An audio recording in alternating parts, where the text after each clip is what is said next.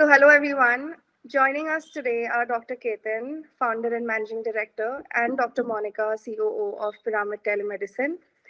Pyramid is a healthcare venture providing innovative telemedicine solutions for patients and doctors. Being a doctor, creating a business angle to it, and especially involving technology, I'm sure has its own journey and challenges. And that's what my next question would be that obviously building a team is very crucial for success of any company.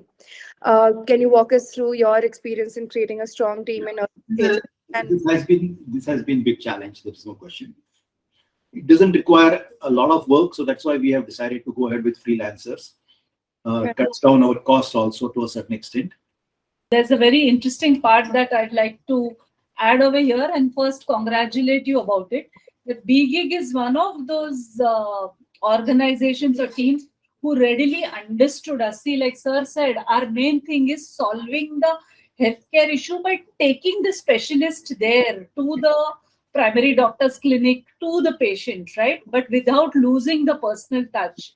Because as doctors, we are very clear, we want to be with the patient. We want to add the personal touch. And same so with our teams, okay?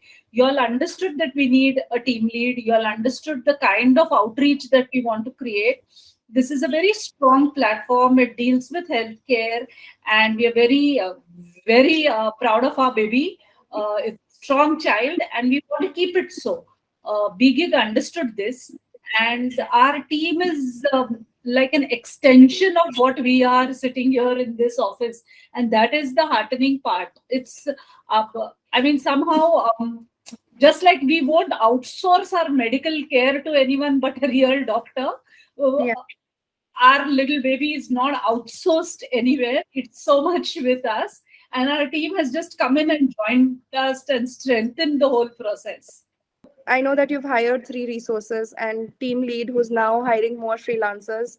And the confidence in this model with usually we see that seasoned entrepreneurs who have scaled up ventures may end up kind of taking bet on these freelancers, especially CTOs who have hold on tech. But meeting you and Dr. Ketan and not being from tech background and yet kind of believing in the model shows itself, gives us a validation of the fact that gig economy today can really help startups like yours and mine.